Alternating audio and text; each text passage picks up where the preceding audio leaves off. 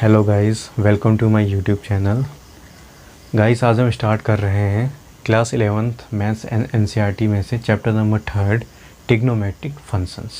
Okay, so guys, trigonometric class 10th में भी आपने पढ़ा हुआ है। अगर आपको कोई भी डाउट है तो बिल्कुल भी घबराइएगा नहीं। ये चैप्टर में आपको बहुत अच्छे तरीके से, बहुत ही बेसिक लेवल से आपको मैं समझाऊँगा। सही है, वीडियो के एंड तक मेरे साथ बने रहिए। लेट्स डू स्टार्ट करते हैं हम ये chapter trigonometric functions. So what is trigonometric?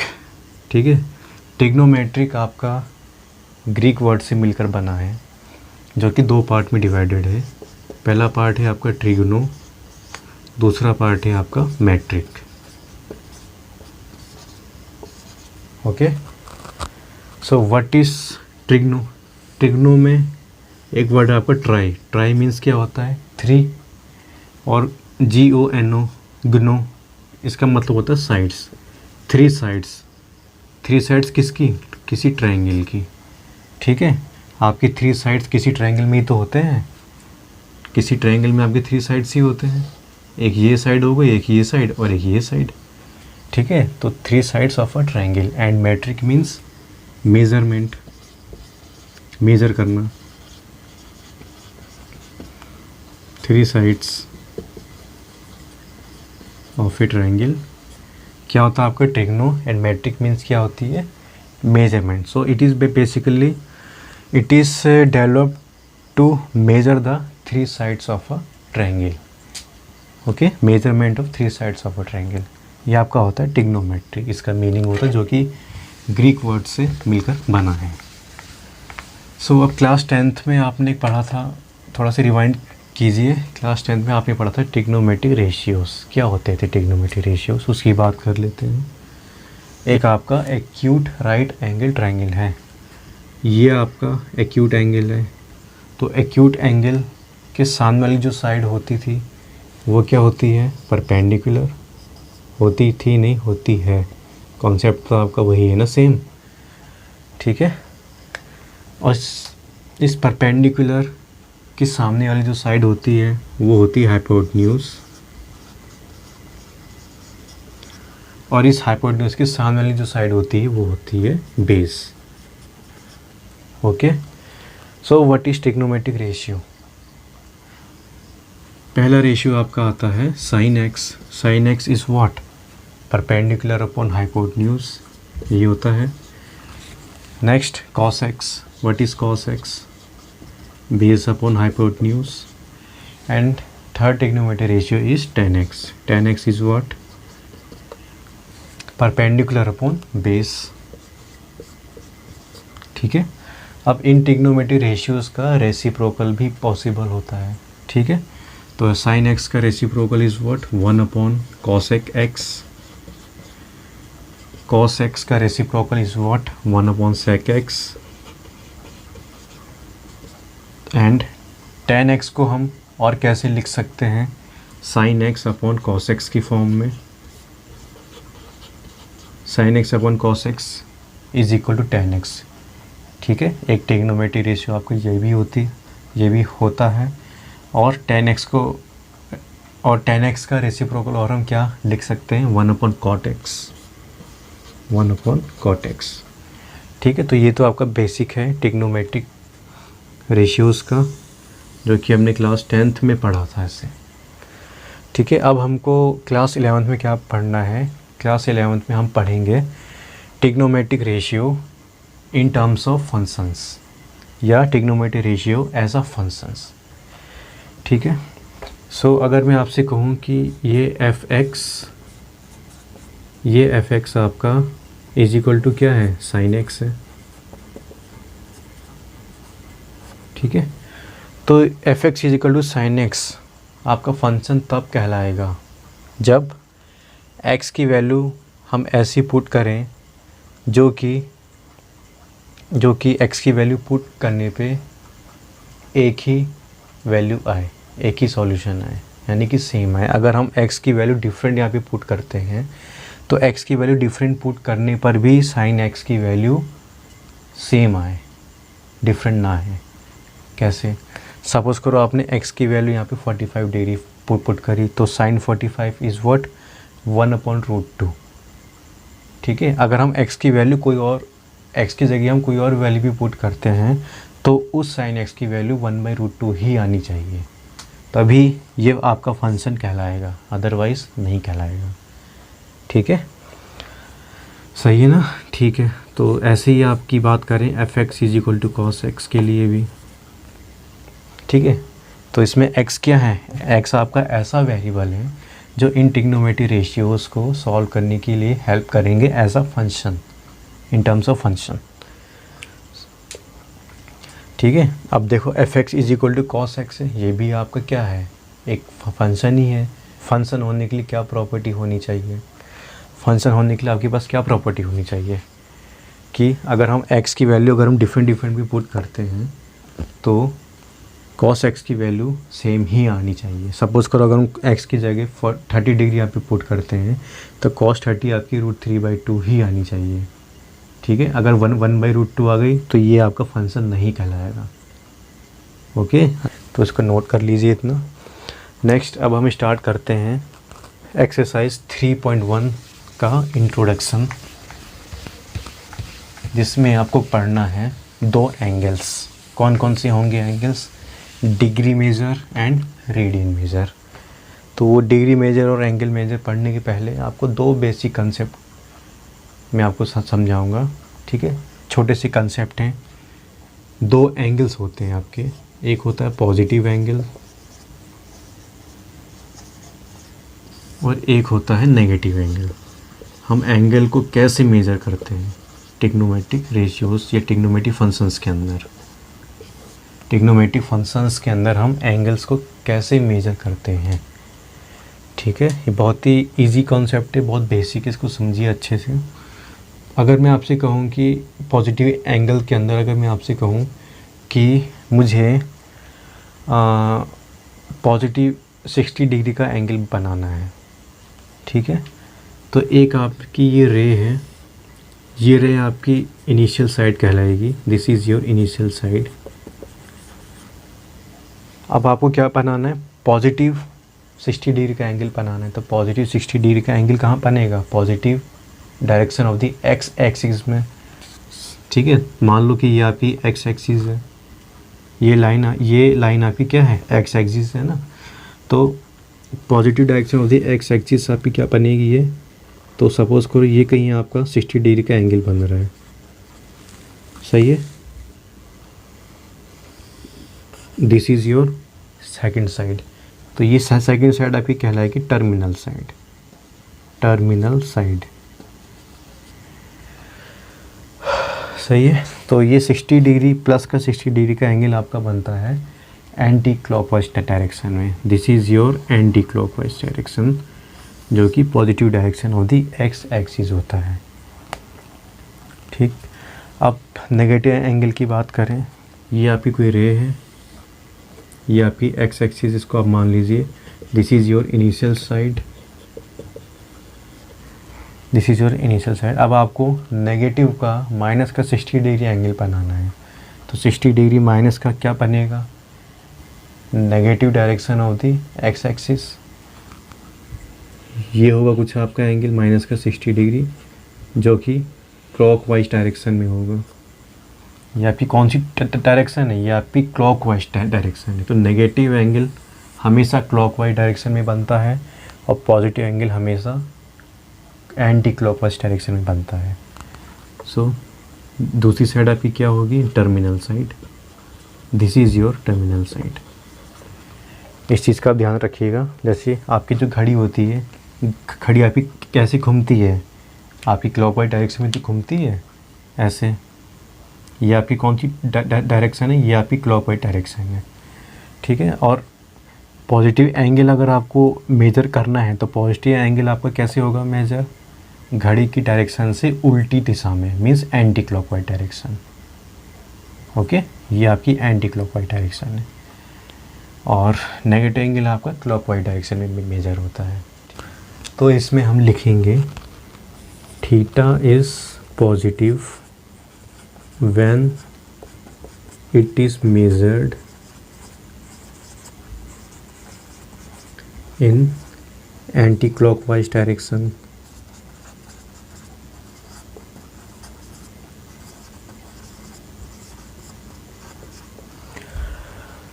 Negative angle में हम लिखेंगे theta is negative when it is measured in clockwise direction.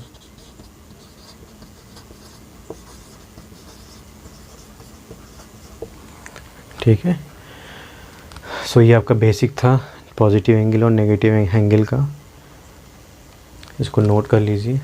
Okay guys, बढ़ते हैं नेक्स्ट टॉपिक की तरफ, that is sexagesimal system. Okay, तो ट्रिग्नोमेट्री में आपको टेंशन लेने की ज़रूरत नहीं, बिल्कुल आपको मैं इतने अच्छे से कॉन्सेप्ट सारी क्लियर कर दूंगा और इतने अच्छे से मैं आपको बेसिक्स सारी क्लियर करूंगा कि कोई भी क्वेश्चन आपसे इजीली सॉल्व हो पाएगा। उसके लिए आप मेरे साथ बने रहिए वीडियो के एंड तक, ठीक है, अच्छे से समझिएगा सारी कॉन्सेप्ट्स। सो सेक्साडेसिमल सिस्टम का यूज़ क्यों पड़ा, पहले तो हम ये जानते हैं कि व्हाट इज़ सेक्साडेसिमल सिस्टम। तो सेक्साडेसिमल वर्ड सुनने से एक वर्ड आपको ध्यान में आ रहा होगा, डेसिमल। जैसे डेसिमल आपका रिलेटेड होता है 10 से, वैसे ही सेक्साडेसिमल आपका रिलेटेड होता है 60 से। ओके, तो सेक्साडेसिमल सिस्टम में हम क्या करते हैं, दो टाइप के मेजर्स होते हैं। पहला होता है डिग्री मेजर एंड सेकंड होता है रेडियन मेजर। तो दोनों मेजर्स में ही हम, डिग्री एंड रेडियन मेजर्स में हम एंगल्स को फाइंड करते हैं। ठीक है, सो पहला है आपका degree measure. What is degree measure? Suppose करो कोई आपकी एक रे है, अब मैंने इस रे में यहाँ से चलना शुरू किया और वापस से ही इसी में आके मैंने ख़त्म किया। ठीक है, तो एक रिवॉल्यूशन कंप्लीट हुआ यहाँ पे।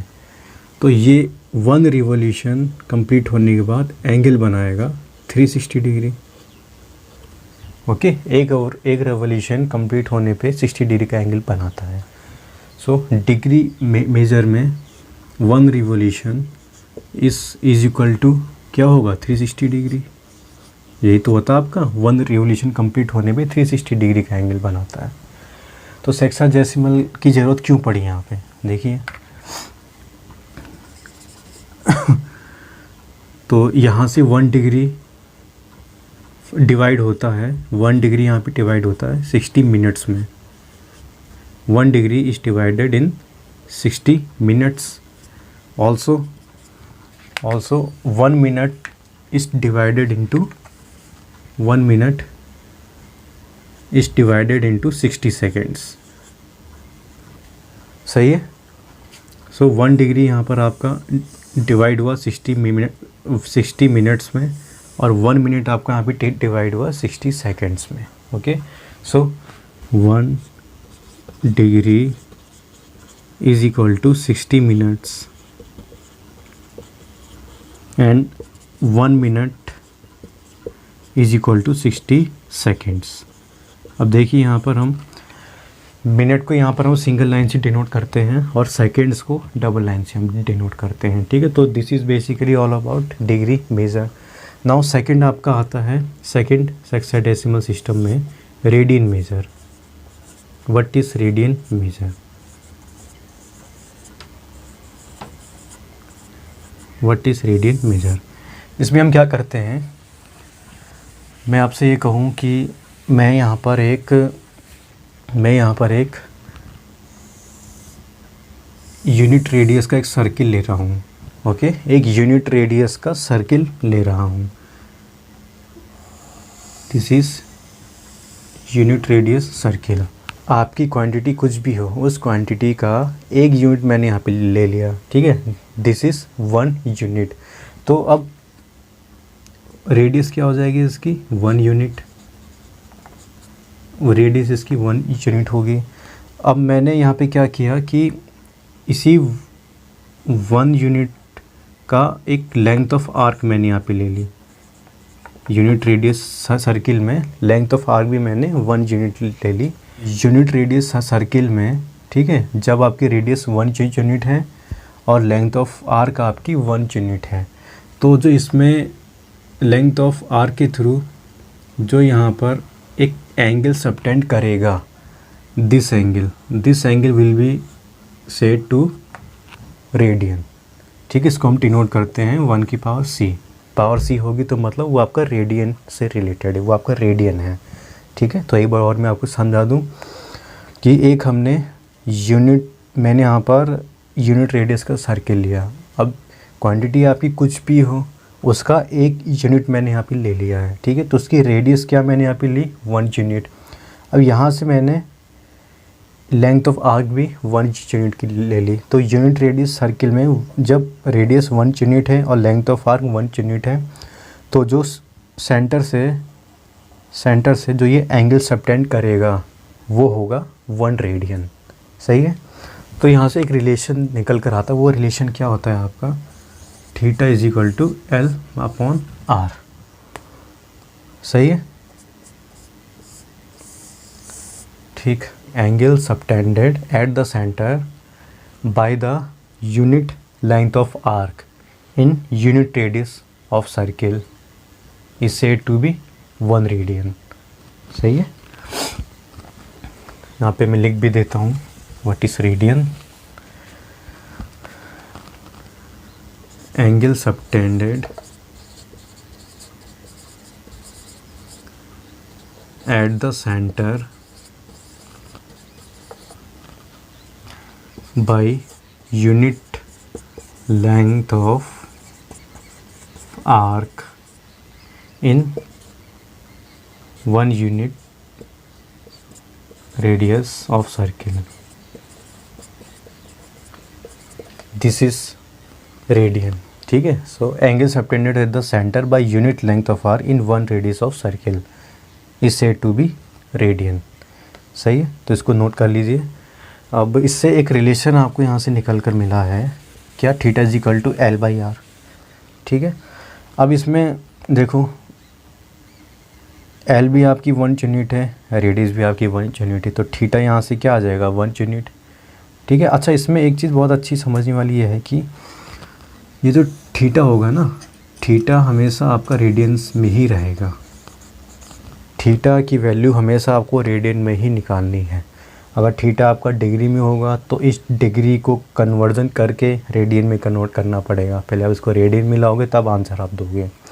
ठीक है, अगर थीटा आपका डिग्री में है, रेडियस आपका सेंटीमीटर या फिर मीटर में है, तो इस डिग्री को आपको रेडियन में कन्वर्ट पहले करना होगा। तो वो कन्वर्जन आपको करना पड़ेगा और मैं आगे आपको समझाऊंगा, तो बनी रहेगा मेरे साथ वीडियो में। नेक्स्ट हम उस पे बेस्ड अभी हम क्वेश्चन भी करेंगे। ठीक है, तो इससे हमको क्या मालूम पड़ रहा है कि हम यहाँ से थीटा भी फाइंड कर सकते हैं, लेंथ ऑफ आर्क भी फाइंड कर सकते हैं और रेडियस भी फाइंड कर सकते हैं इस रिलेशन के थ्रू। सही है, so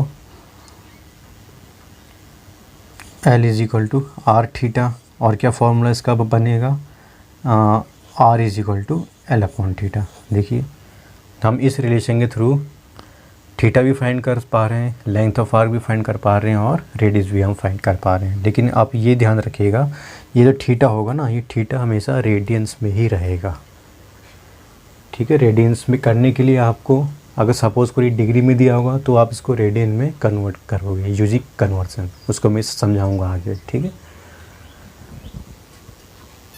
next topic is relation between degree and radian. Degree और रेडियन में क्या रिलेशन होता है। ठीक है, तो गाइस ये क्या है कि जहाँ पे भी ट्रिग्नोमेट्री का यूज़ होगा ना, ठीक है, पूरे मैथमेटिक्स के अंदर जहाँ जहाँ ट्रिग्नोमेट्री का यूज़ होगा वहाँ पर आपको डिग्री और रेडियन के बीच का रिलेशन यूज़ करना पड़ेगा। तो इसको अच्छे से समझिए, बहुत ही इजी कॉन्सेप्ट है, बहुत ही इजी कॉन्सेप्ट है। ठीक है, तो डिग्री और रेडियन के बीच का रिलेशन आपको मालूम होना चाहिए कि जब 30 डिग्री एंगल हो तो इसका रेडियन कितना होता है। ठीक है, उसका छोटा सा कन्वर्जन है, वो आपको मैं समझा रहा हूँ। तो लेट करते हम एक, आपने किसी भी यूनिट का एक आपने सर्किल लिया, यहाँ पे किसी भी यूनिट का सर्किल लिया। अब अगर मैं यहाँ से स्टार्ट करूँ और ये मैंने पूरा सर्किल कवर कर लिया। ठीक है, मीन्स ये क्या हुआ, circumference of a circle. Circumference of a circle क्या होता है 2 पाई आर। अब मान लो कि ओरिजिन से लेके इसका रेडियस कितना है आर है, तो सर्कमफेरेंस ऑफ अ सर्किल क्या होगा 2 पाई आर अपॉन आर। सो क्या यहाँ से हमको रिलेशन मिला 2 पाई, ठीक है, तो 2 पाई हमको रिलेशन मिला। अब देखो यहाँ पे क्या हो रहा है कि एक रिवोल्यूशन कंप्लीट भी हो रहा है, एक सर्कमफ्रेंस ऑफ अ सर्किल एक रिवोल्यूशन कंप्लीट भी कर रहा है। तो ये रिवोल्यूशन आपका इक्वल किसके होगा 360 डिग्री के। तो यहाँ से नया रिलेशन एक निकल कर आता है 2 pi radian is equal to 360 degree, ठीक है। यहाँ से एक नया रिलेशन आता है 2 pi radian is equal to 360 degree. देखो एक आपका पाई ये हुआ, ये आपका पाई हुआ, और एक आपका ये हुआ पाई। सो पाई प्लस पाई इज़ 2 पाई, और ये पूरा एक रिवोल्यूशन कंप्लीट कर रहे हैं दोनों पाई मिला के, तो ये 360 डिग्री। अब यहाँ से यूजिंग अच्छा ये देखो ये जो 2 पाई रेडियन है ना, इसको आप ऐसे भी लिख सकते हैं 2 pi radian is equal to 360 degree, ठीक है। अब हम यहाँ पे यूज़ करते हैं यूनिटरी मेथड, जो आपने क्लास 6-7 में आपने पढ़ रखा है। तो जब 2 pi radian is equal to 360 degree होता है, सो पाई रेडियन क्या होगा, pi radian 360 degree upon 2 means यहाँ से निकल कर आता है पाई रेडियन की वैल्यू 180 डिग्री। पाई रेडियन की वैल्यू यहाँ से निकल कर आती है 180 डिग्री, सही है। सो इस पाई रेडियन को आप और कैसे भी लिख सकते हैं, pi radian is equal to 180 degree, सही। तो 2 pi is equal to 360 degree और pi radian is equal to 180 degree, दो रिलेशन आपके आते हैं यहाँ से निकल कर। अब बात करते हैं किसकी, अब हम यहाँ से और भी एंगल्स की value in terms of radians यहाँ से हम फाइंड करते हैं। कैसे आएंगी, देखो ये वैल्यूज़ वी नो, आप यहाँ पे जानते हो कि pi radian is equal to 180 degree होता है, ठीक है। सो यहाँ से 1 degree will be equal to क्या होगा, पाई अपॉन 180, सही है। हमने यहाँ पे क्या किया, यूनिटरी मेथड अप्लाई किया। तो यहाँ से अगर मैं 30 डिग्री की वैल्यू फाइंड करूँ इन टर्म्स ऑफ रेडियन, तो क्या आएगी, pi upon 180 into 30, so pi by 6 30 degree in terms of radians आपका आएगा pi by 6, okay. 30 degree in terms of radian आपको यहाँ से निकल कर आएगा पाई बाई 6। अब बात करूँ मैं 45 डिग्री की, तो 45 डिग्री क्या आएगा, using unitary method 45 degree is equal to pi upon 180 into 45, ठीक है। 4 टाइम्स जाएगा तो 45 degree in terms of radian आपका निकल कर आएगा पाई बाई 4, पाई बाई 4। अब अगर मैं बात करूं किसकी, 60 डिग्री की, ठीक है। अगर मैं यहाँ पे 60 डिग्री की बात करूं तो 60 डिग्री यहाँ से निकल कर आएगा 60 degree is equal to pi upon 180 into 60। तो 60 डिग्री आपका क्या होगा, 60 degree in terms of radian is equal to pi by 3। अब बात करूँ 90 डिग्री की, तो 90 degree is equal to pi upon 180 is into 90 degree. तो 90 degree in terms of radian यहाँ पे निकल कर आएगा पाई बाई 2, ओके। तो ये वैल्यूज़ आपको याद होनी चाहिए। ये आपका कन्वर्जन था छोटा सा, ठीक है। अब इस कन्वर्जन के थ्रू आपको ये वैल्यूज़ आपको याद होनी चाहिए, इन एंगल्स की वैल्यू। जब डिग्री में 90 है तो रेडियन में पाई बाई 2 होगा, जब रेडियन में पाई बाई 3 है तो फिर डिग्री में 60 होगा, ओके। इसके बाद एक 270 डिग्री का भी हम कर लेते हैं। 270 degree is what, pi upon 180 into 270 degree. तो यहाँ से रेडियन निकल कर आएगा 3 पाई बाई 2।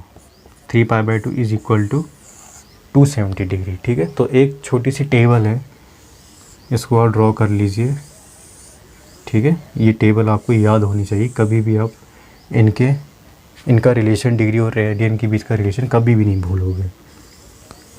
सही है। सो पहला आपका है डिग्री मेजर,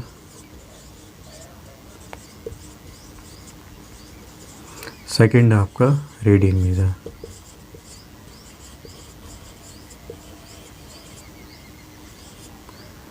सो जब डिग्री मेजर में आपका 30 डिग्री होगा तो रेडियन मेजर आपका π/6 होगा।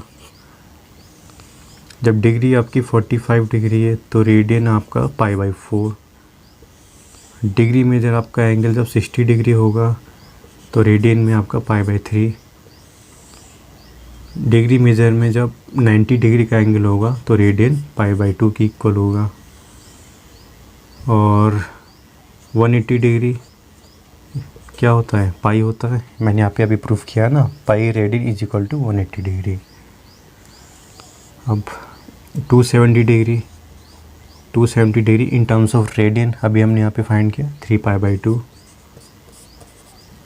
And 360 degree will be equal to 2π। ठीक है, तो ये रिलेशन आपको लर्न होना चाहिए। ट्रिग्नोमेट्री का यूज़ जहाँ कहीं पे भी होगा ना, ये रिलेशन आपको वहाँ पे यूज़ करना है, आपको इस्तेमाल करना पड़ेगा। ठीक है, कब कहाँ पे डिग्री आपको यूज़ करना है, कहाँ पे रेडियंस आपको यूज़ करना है।